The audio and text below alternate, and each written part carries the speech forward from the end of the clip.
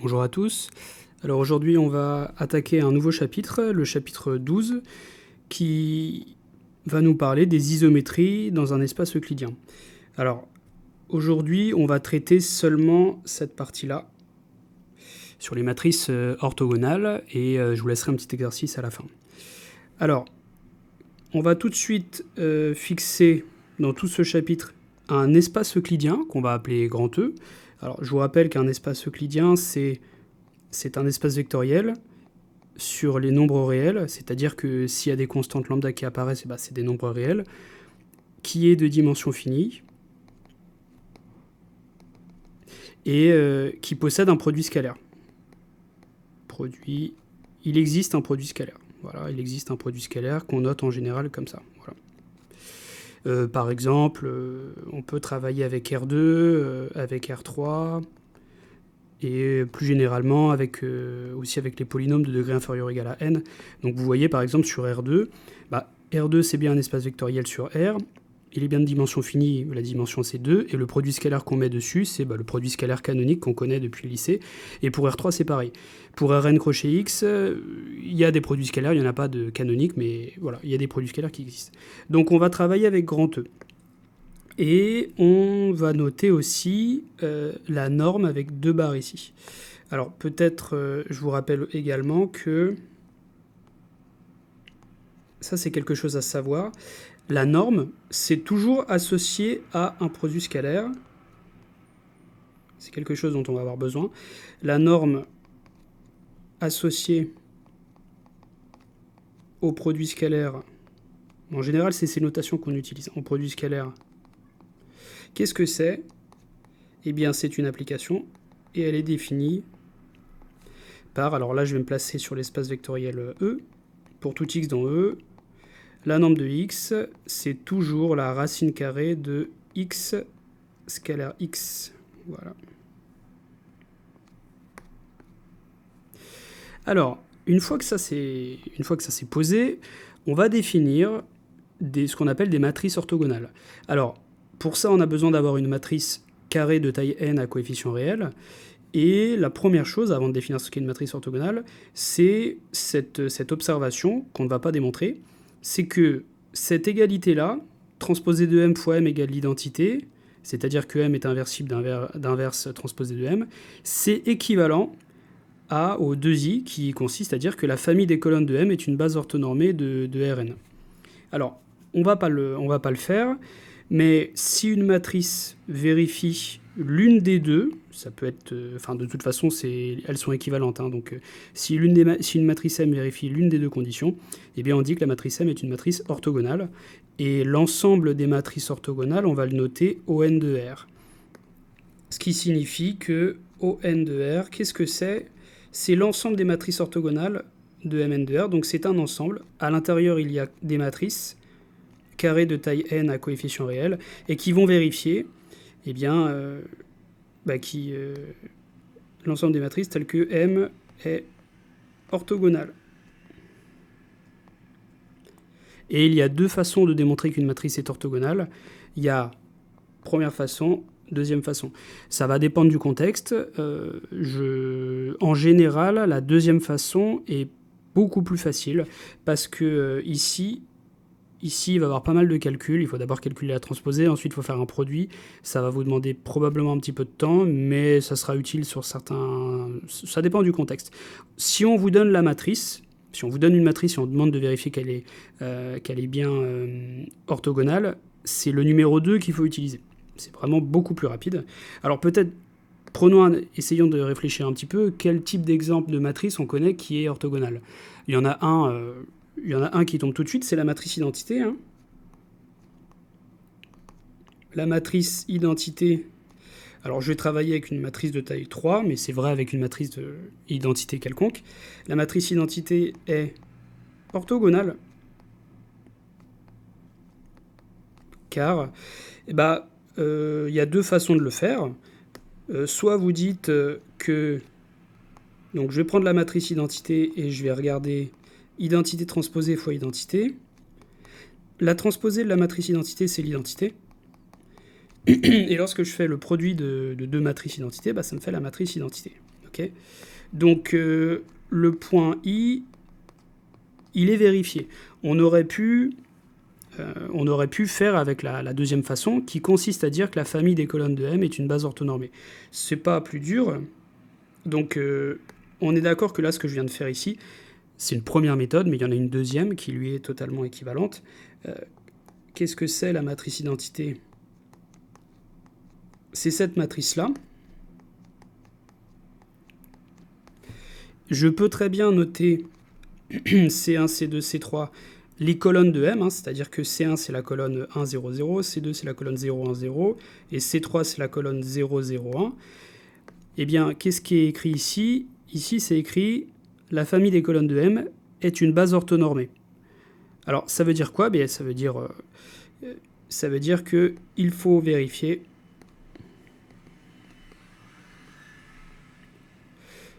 il faut vérifier plusieurs choses. Hein. Que déjà, c'est bien des vecteurs orthogonaux, les CI, donc que C1, C2, ça soit la même chose que C1, C3, ça soit la même chose que C2, C3, c'est-à-dire 0. Et puis, il faut vérifier que chacun des vecteurs C1, C2, C3 est bien de norme 1.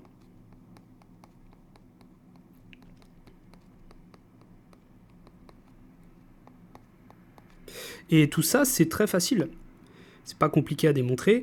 Je vais peut-être vous faire le premier. On va peut-être démontrer juste pourquoi C1 scalaire C2, ça fait bien 0. En effet. Eh bien, si je fais C1 scalaire C2, je fais donc le produit scalaire entre le vecteur 1, 0, 0, 0, 1, 0.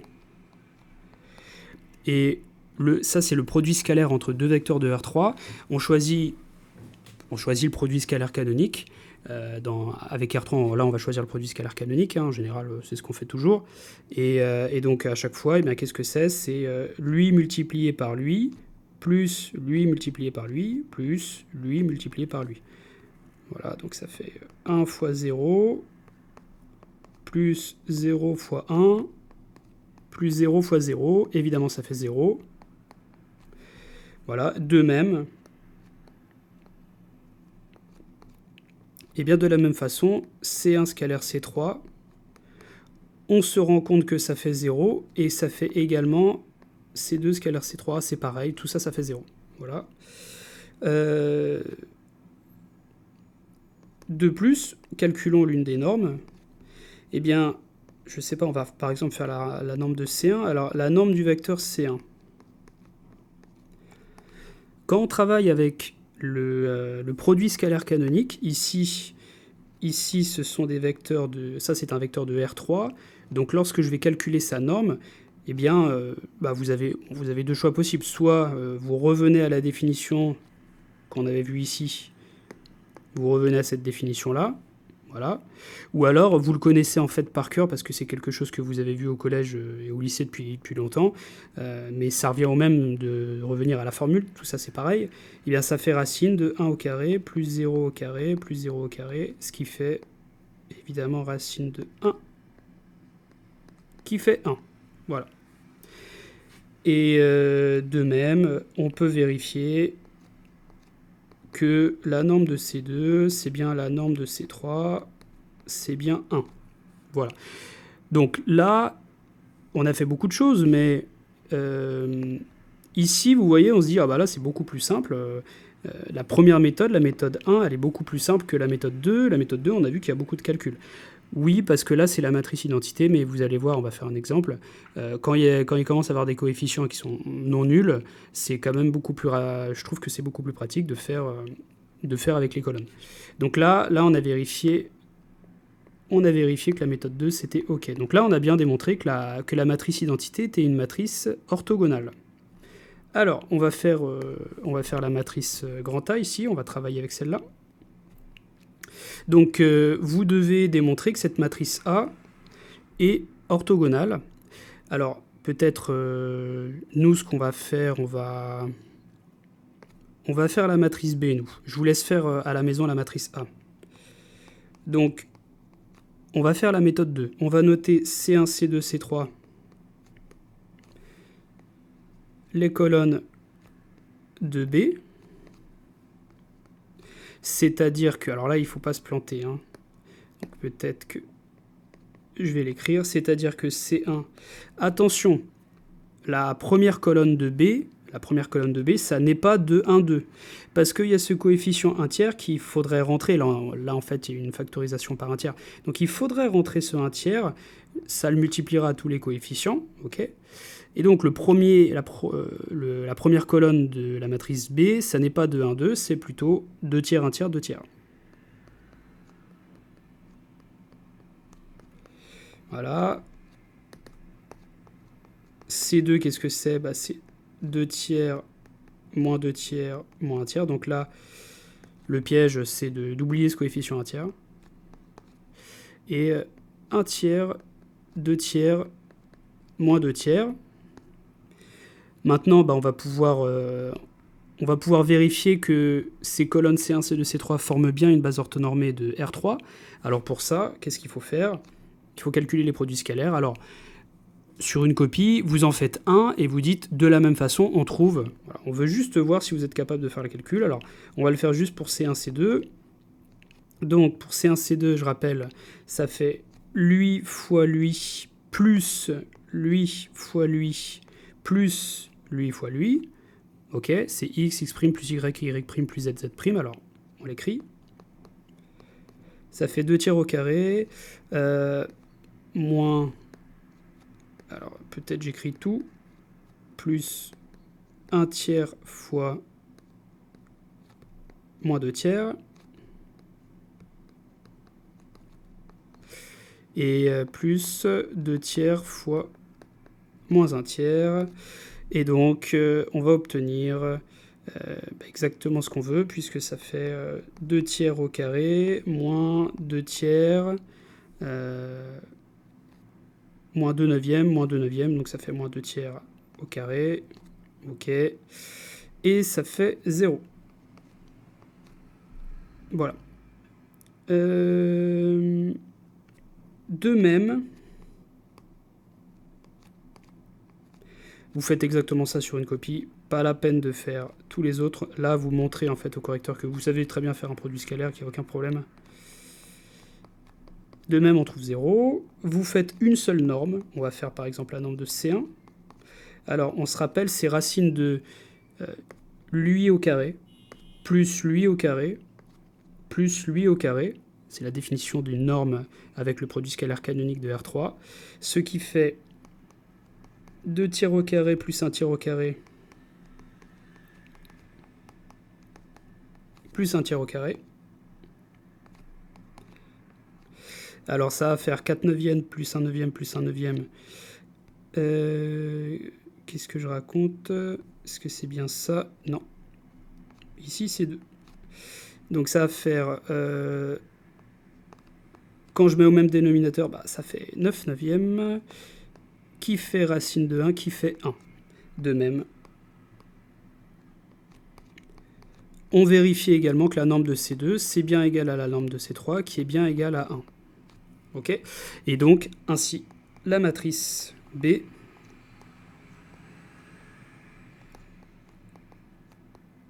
eh bien, elle est orthogonale. Voilà. On aurait pu vérifier avec la méthode 1 que c'était également aussi une matrice orthogonale. Mais vous voyez, si on avait fait la méthode 1, qu'est-ce qu'il aurait fallu calculer? Il aurait fallu d'abord calculer la transposée et ensuite faire B transposée fois B. Pourquoi c'est plus long? C'est plus long parce que vous avez une matrice de taille 3, 3. Voilà, il y a 3 lignes, 3 colonnes. Et donc, quand vous faites ce calcul-là, il y a 9 coefficients à trouver. Donc, vous avez un premier calcul ici, et ensuite, dans cette matrice, il y a 9 calculs à faire, ça en fait 10. Alors que si vous regardez bien, dans ce qu'on a fait juste là, eh bien, on a fait en fait 2 calculs. On a fait un calcul ici, on a fait un calcul ici, et c'est tout. Après, le reste, on ne les a même pas justifiés, parce que bon... c'est un peu les mêmes calculs, donc si vous faites ça sur une copie, il n'y a pas de problème. Vous avez les points sur la matrice orthogonale. Donc je vous laisserai faire le grand A. Vous allez vous démontrer facilement que cette matrice-là est bien une matrice orthogonale. Donc je vous suggère de faire avec les colonnes, et ça passe très bien. Et on peut continuer sur la suite. Donc ça, c'est la définition de matrice orthogonale. Alors, les matrices orthogonales possèdent des propriétés, et on va le voir dans ce théorème 1. Alors, ici, donc le petit i, la matrice identité est bien une matrice orthogonale, ça on l'a fait, on l'a démontré, ça c'est facile à démontrer. On peut aussi facilement démontrer que une matrice, si je prends une matrice orthogonale, eh bien, elle est inversible et son inverse c'est m-1, et m-1 c'est encore une matrice orthogonale. Mais nous, ce qu'on va faire, c'est, on va démontrer ce point-là, le fait que le produit de deux matrices orthogonales est bien une matrice orthogonale. On va faire ça. On va montrer la propriété 3i. Alors, pour ça, on va prendre deux matrices orthogonales. Et notre but, c'est de montrer que m fois n est une matrice orthogonale. Donc vous voyez, on a deux façons de faire, on ne va pas utiliser la deuxième. Dans la deuxième façon de faire, c'était avec les colonnes. Okay, c'était ici. On ne va pas faire ça parce qu'on ne les connaît pas, les colonnes. On pourrait donner un nom aux colonnes de M et s'intéresser aux colonnes du produit, mais bon, ça serait un petit peu compliqué. On va, dans ce type d'exercice un peu abstrait, on va plutôt utiliser le premier point. Okay, si on avait carrément les coefficients, on pourrait faire le 2, mais là, on va utiliser la première méthode. Donc, qu'est-ce qu'on va faire? Eh bien, pour démontrer que cette matrice-là est bien une matrice orthogonale, qu'est-ce que je dois faire? Je dois regarder cette matrice-là avec une transposée et la multiplier avec elle-même. Voilà, c'est ça que je dois faire. Et je dois montrer que ça fait l'identité. Alors, avec les propriétés de la transposée, ça fait la transposée de n fois la transposée de m fois n. Et ici, j'ai l'identité parce que la matrice M est orthogonale. Donc ça va faire transposée de n fois n. Mais ça fait l'identité parce que la matrice n est orthogonale. Voilà. Donc on obtient bien l'identité. Voilà. Ainsi, le produit de deux matrices orthogonales est bien orthogonal. Et voilà, c'est la fin de la preuve. Donc voilà, ce qu'on doit retenir, c'est que pour les matrices orthogonales, la matrice identité est une matrice orthogonale. L'inverse d'une matrice orthogonale, c'est orthogonal. Et le produit de deux matrices orthogonales est orthogonal. Je pense qu'on peut vous demander le point 3i, ou ça peut être inclus dans un exercice. Alors, on continue encore un petit peu. On a la proposition 1 qui nous dit que si on fixe une base B orthonormée de E, eh bien, une autre base, qu'on appelle C, elle sera orthonormée si et seulement si la matrice de passage, celle-là, la matrice de passage P de B vers C, est bien une matrice orthogonale. Alors, ce qui est utile en général, c'est le sens retour. C'est que, en pratique, enfin, les deux sont importants. Hein. Ouais, non. En fait, non, c'est vrai que les deux sont importants. Donc, c'est orthonormé si et seulement si la matrice de passage de B vers C est une matrice orthogonale. Bon, c'est écrit au-dessus, mais je le reformule un petit peu plus succinctement.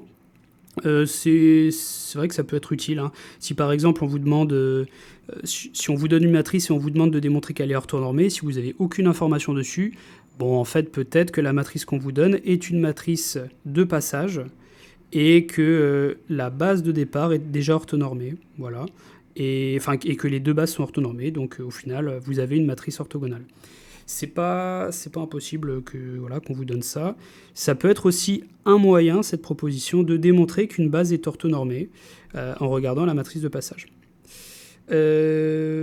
Voilà. On va s'intéresser maintenant à la proposition 2, qui nous dit que si une matrice est orthogonale, eh bien forcément son déterminant, c'est -1 ou 1. Ça, c'est très facile à démontrer.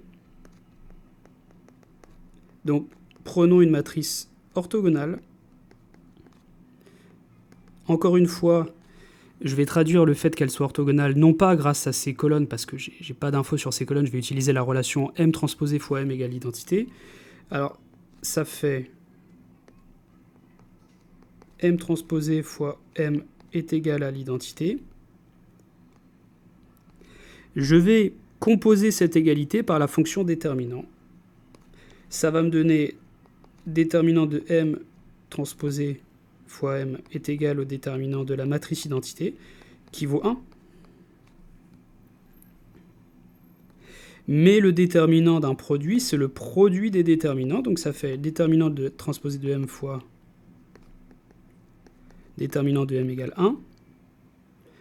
Donc là, ce qu'on a utilisé pour passer de là à là, c'est que pour toute matrice AB,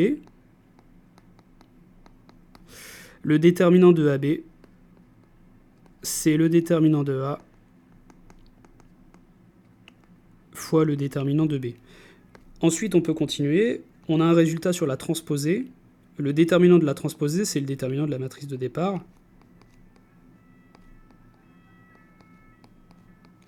Voilà, donc si je veux le reformuler ici, eh bien, pour toute matrice A appartenant à Mn de R, le déterminant de A transposé, c'est le déterminant de A.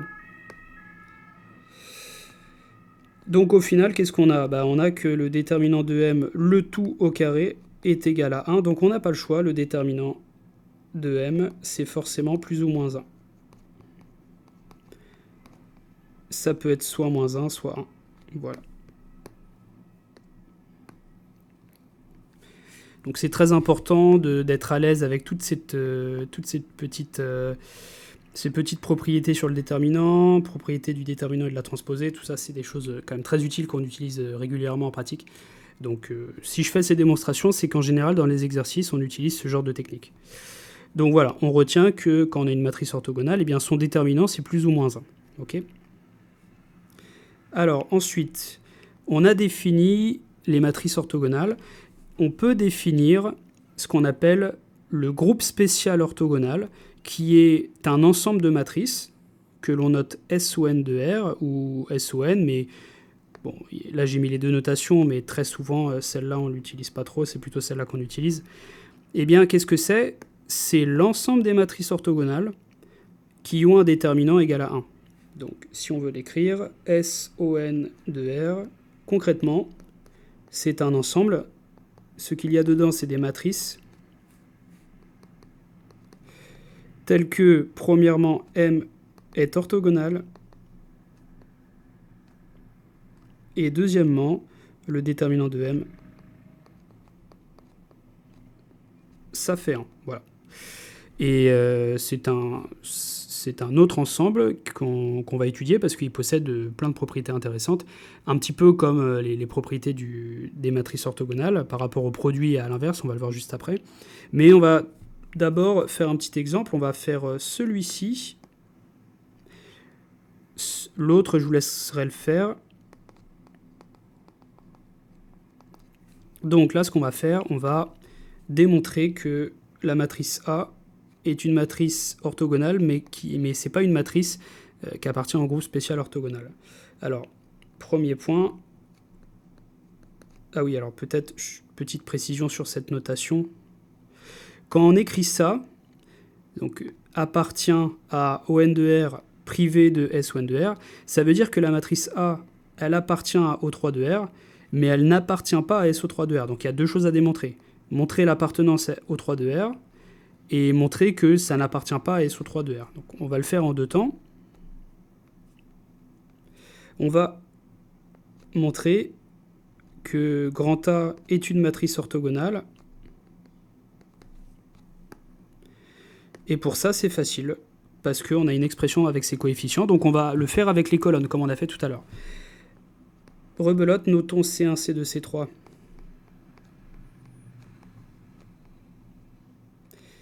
Les colonnes de A. Donc on a fait l'erreur tout à l'heure, on fait pas l'erreur. La première colonne de A, ça n'est pas racine de 2, racine de 2, 0. La première colonne de A, c'est, il faut faire rentrer le 1,5, c'est racine de 2 sur 2, racine de 2 sur 2 et 0. Ça, c'est la première colonne de A. Je ne vais pas l'écrire, mais de toute façon, vous allez le voir dans les calculs. Alors, c'est parti pour le produit scalaire. On a produit scalaire de C1, C2. Bah, si vous voulez, en fait, on peut carrément...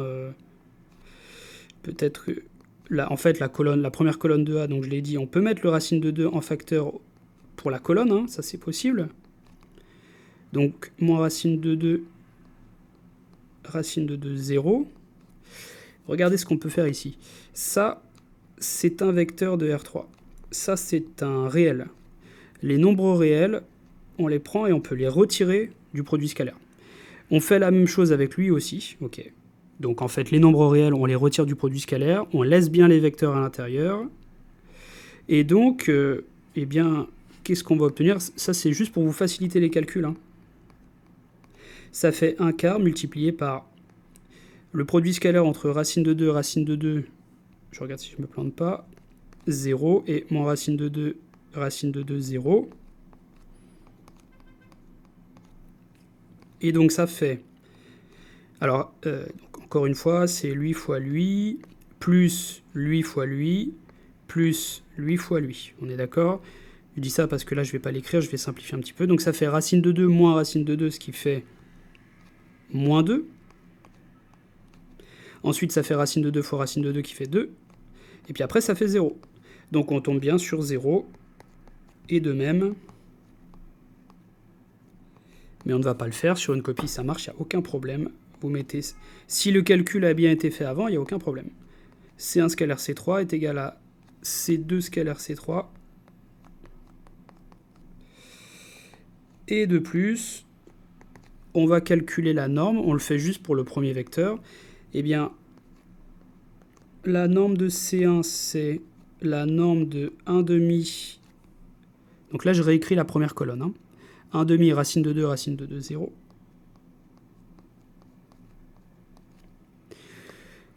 Encore une fois, ça c'est un vecteur de R3, ça c'est un nombre réel. Les nombres réels, on peut les retirer de la norme, à condition de mettre une valeur absolue autour.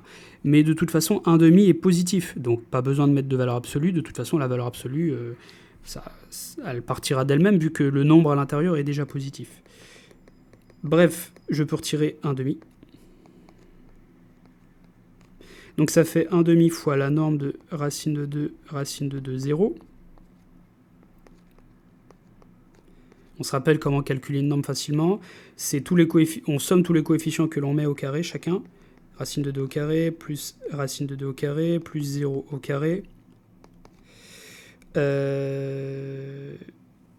Et là...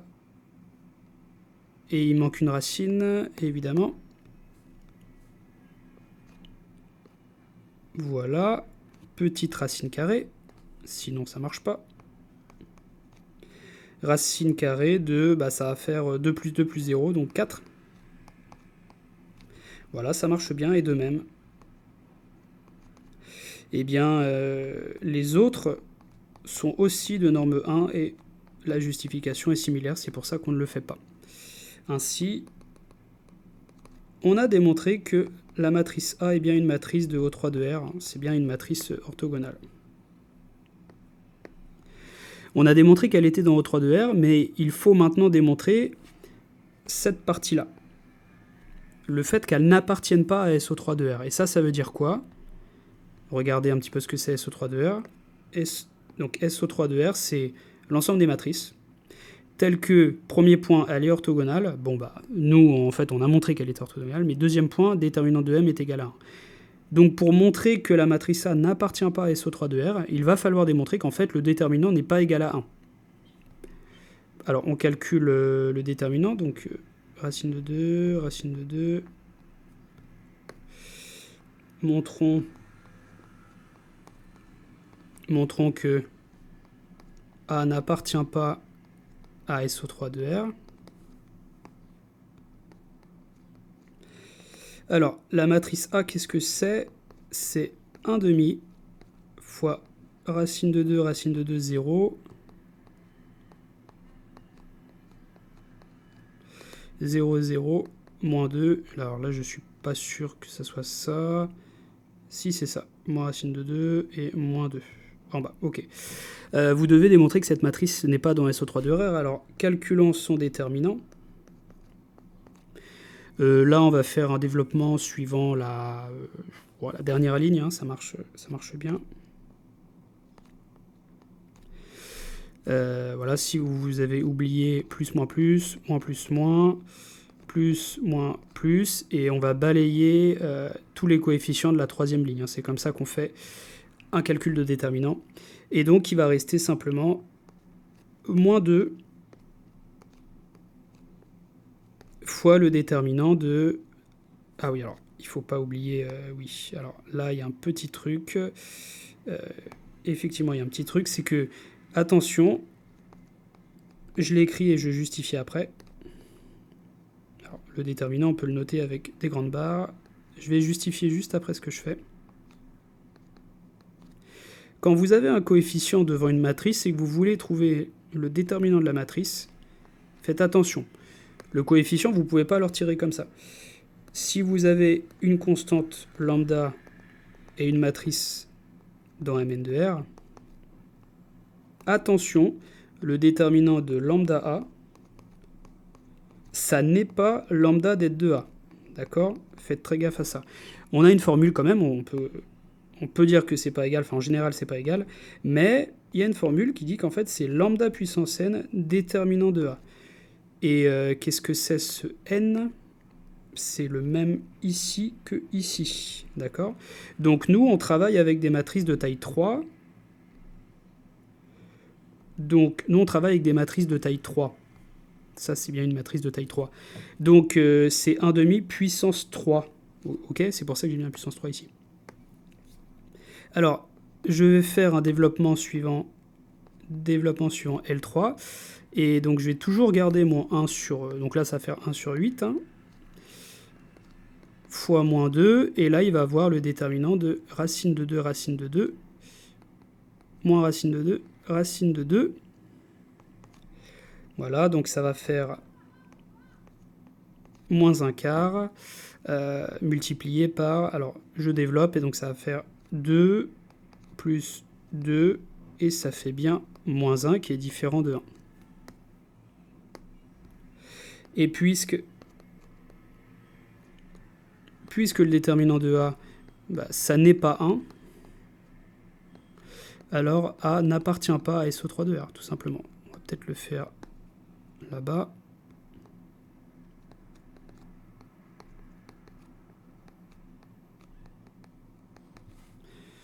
Voilà comment on fait pour démontrer qu'une matrice n'est pas dans SO3 de R. On calcule son déterminant et on montre que ça ne fait pas 1. Ok, on peut continuer. Alors, cet ensemble SON de R va vérifier des propriétés.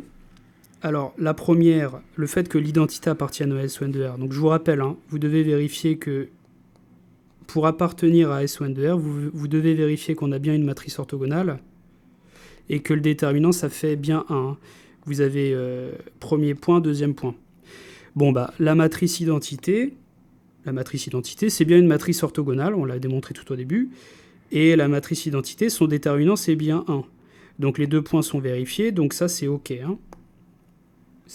Voilà, ça, c'est OK. Et nous, on va... on peut peut-être démontrer le 2i, le 3i. Preuve.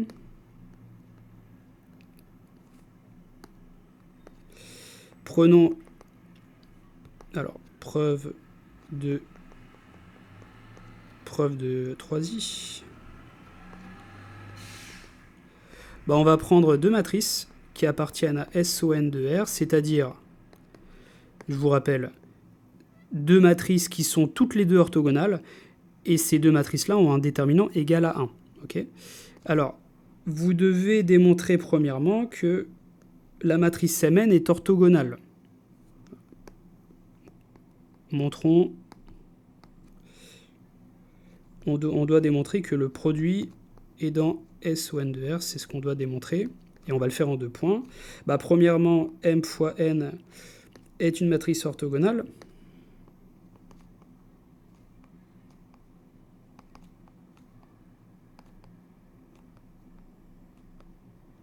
Pour quelle raison?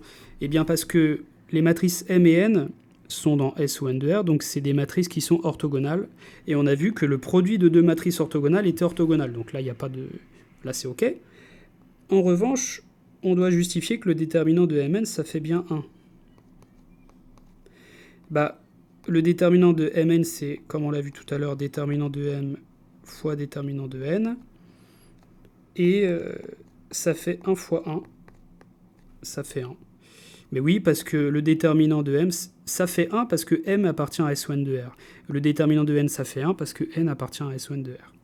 Donc voilà, on a démontré le 3i, on pourrait faire le 2i aussi, mais bon, tout ça, ça résulte des propriétés qu'on connaît sur le produit et le déterminant. Okay. Alors maintenant, on va parler d'orientation d'espace euclidien. Alors pour cela, il faut d'abord remarquer quelque chose, c'est que si je prends deux bases, B et C, que je suppose orthonormées, deux bases orthonormées d'un espace euclidien, alors on avait vu tout à l'heure que la matrice de passage entre deux bases orthogonales, orthonormées, la matrice de passage entre deux bases orthonormées, B et C sont deux bases orthonormées, c'est une matrice qui est orthogonale. Okay, et lorsque l'on a une matrice orthogonale, son déterminant, c'est -1 ou 1. Okay, donc ici, ce qu'on dit, c'est que simplement, si B et C sont deux bases orthonormées, je reformule, mais bon, c'est écrit au-dessus. Si B et C sont deux bases orthonormées, alors la matrice de passage de B vers C, son déterminant, c'est plus ou moins 1. Voilà. C'est quelque chose dont on va avoir besoin par la suite, donc c'est pour ça que j'en parle tout de suite. Alors, qu'est-ce que ça veut dire orienter un espace euclidien? Alors, la définition nous dit qu'un espace euclidien, on dira qu'il est orienté si on a une base orthonormée. Voilà. Donc un espace euclidien est orienté, c'est un espace qui est euclidien dans lequel on a choisi une base orthonormée. Simplement, il faut juste avoir une base orthonormée. N'importe quel espace euclidien qui possède une base orthonormée, eh bien, on dira qu'il est orienté. Alors, peut-être, prenons des cas très simples. Prenons soit D, la droite. Alors, on va pas prendre n'importe quelle droite, on va prendre une droite vectorielle, c'est-à-dire qu'une droite qui passe par l'origine. Sinon, ça n'est pas un espace vectoriel. Donc la droite vectorielle on va prendre une droite vectorielle de R3 qui est dirigée par un vecteur. Ben oui, les droites, à part si c'est... Enfin, une droite, c'est toujours dirigée par un vecteur. Dirigée par un vecteur qu'on peut noter U, et donc c'est un vecteur de R3. On est donc dans cette situation. On a une droite ici, D. C'est une droite qui va passer par l'origine, et puis j'ai un vecteur qui dirige cette droite. Le voici. Je connais donc une base de D. Une base constituée juste du vecteur U est une base de la droite D. Parce que une droite est dimension 1, et donc une base est constituée d'un seul vecteur. Ici, c'est le vecteur U. Si je fais ça, je n'ai pas orienté ma droite. Là, il n'y a pas d'orientation. Pour avoir une orientation d'un espace, mais donc là, on travaille avec une droite, il faut avoir une base orthonormée de cet espace. Donc là, cette base ici, la base composée seulement du vecteur U, ça n'est pas une base orthonormée, simplement, le vecteur que j'ai mis ici n'est pas unitaire. Ce n'est pas un vecteur de norme 1. Donc, on va rajouter par un vecteur U unitaire. Qu'est-ce que ça veut dire? Ça veut dire que sa norme, c'est 1. Et maintenant, on peut dire que je vais l'appeler exactement C comme dans le cours. Donc, la famille composée de l'unique vecteur U c'est bien une base orthonormée de D. Bon, j'ai pris un vecteur unitaire, il est en particulier non nul. Donc, la base formée de cet unique vecteur est bien une base orthonormée. Ainsi, eh bien, tout simplement, D est orienté. la droite D est orientée. On peut faire ça avec un plan. Hein. Prenons, on va faire exactement la même chose. Swapper. On va prendre un plan de R3. Le plan, on va prendre un plan évidemment vectoriel, c'est-à-dire que c'est un plan qui contient l'origine, qui contient le vecteur 0, 0, 0. Sinon, ça n'est pas un espace vectoriel. Le plan vectoriel de R3, dont une base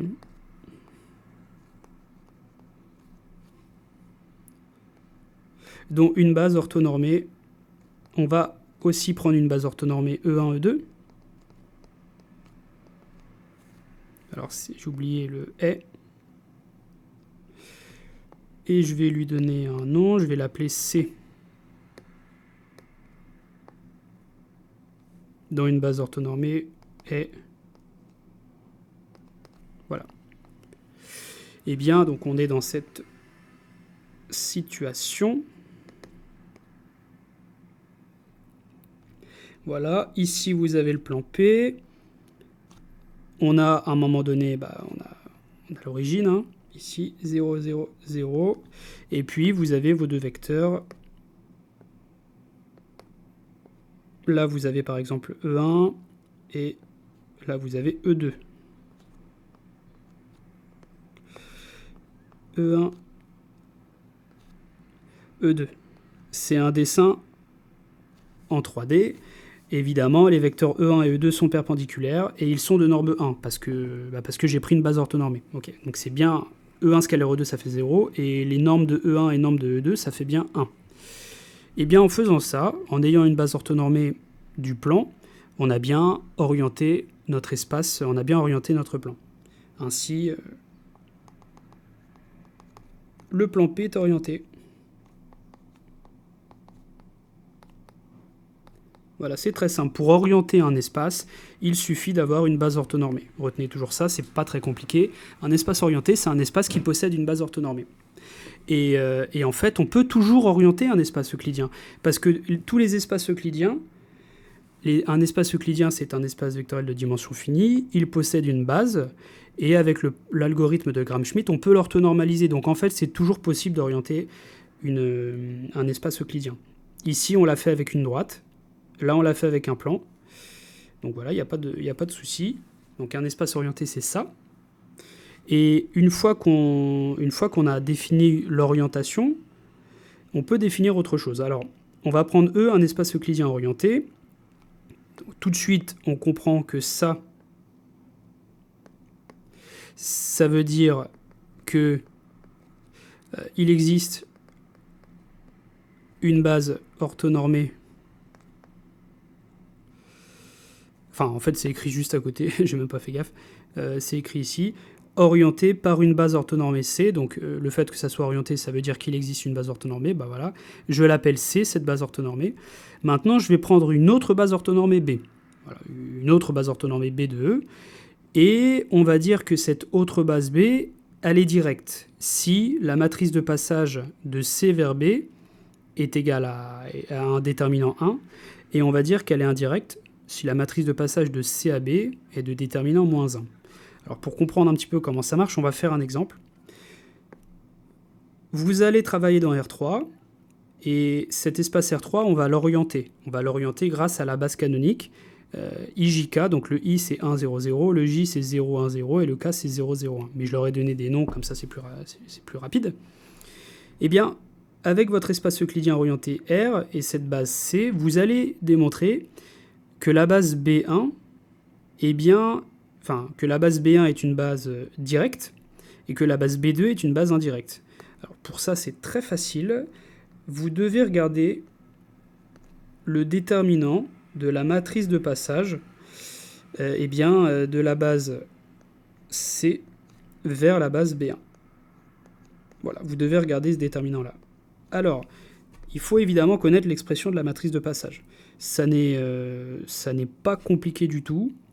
Ce que vous devez faire, c'est prendre les vecteurs de B1, donc c'est-à-dire ceux-là, et les exprimer en fonction des vecteurs de la base de C. Alors, vous voyez, on prend les vecteurs de B1, JKI, et vous devez les exprimer en fonction des vecteurs de la base de C. Alors prenez J par exemple, vous devez exprimer J en fonction de IJK, dans cet ordre-là. Hein. Bah, J, qu'est-ce que c'est? C'est 0 fois I plus 1 fois J plus 0 fois K. La première colonne de la matrice de passage, ça sera donc 0, 1, 0. Je vous fais le reste. K, qu'est-ce que c'est? Eh bien, c'est 0 fois I plus 0 fois J plus 1 fois K. La deuxième colonne de la matrice de passage, ça sera donc 0, 0, 1. Ok. Je fais l'autre. Et I, qu'est-ce que c'est? Bah, c'est 1 fois I. Plus 0 fois J plus 0 fois K. Donc ça, je vais le garder. Je vais le redimensionner. On va le mettre en petit. On va le mettre là. Donc le déterminant, qu'est-ce que c'est? Eh bien, c'est 0, 1, 0, 0, 0, 1, 1, 0, 0. Maintenant, il faut le calculer. Ça, je sais que vous savez le faire assez bien. Faisons un développement suivant la première ligne. Bon, bah, ça va faire 1 multiplié par un autre déterminant qui est 1, 0, 0, 1. Et donc, on va trouver 1. Ok. Et c'était écrit ici, si le déterminant c'est 1, eh bien, la base B1 est directe. Ben, c'est ce qu'on vient de faire. On conclut.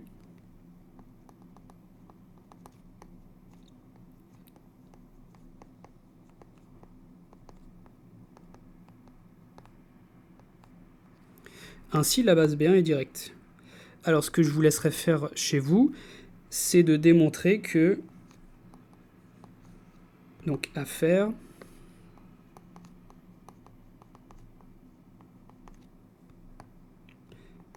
vous allez montrer de votre côté que la base B2 est indirecte. Vous devez simplement démontrer que le déterminant de la matrice de passage de la base C vers B2, eh bien, ça vaut moins 1. Ok, donc ça, je vous laisserai le faire. Ok, et bien, on a fini pour aujourd'hui. Vous avez aussi un exercice à faire pour voir un petit peu si vous avez compris ce que c'est une matrice orthogonale.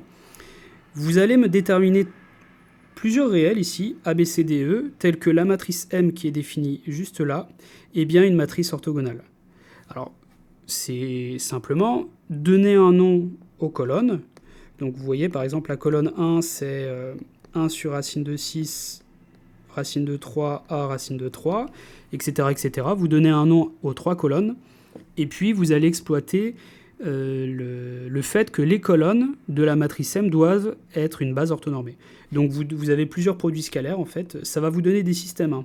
Vous avez C1 scalaire C2 est égal à 0, C2 scalaire C3 est égal à 0, et C1 scalaire C3 est égal à 0. Ça vous fait 3 égalités, et vous avez aussi 3 égalités avec les normes. Norme de C1 égale norme de C2 égale norme de C3 égale 1. Donc, toutes ces constantes-là, vous allez les trouver grâce à des systèmes qui vont apparaître avec les produits scalaires nuls et les normes qui valent 1. Okay, donc ça, je vous laisserai faire ça. Et puis, on va s'arrêter pour aujourd'hui. On se voit demain. Merci pour votre attention.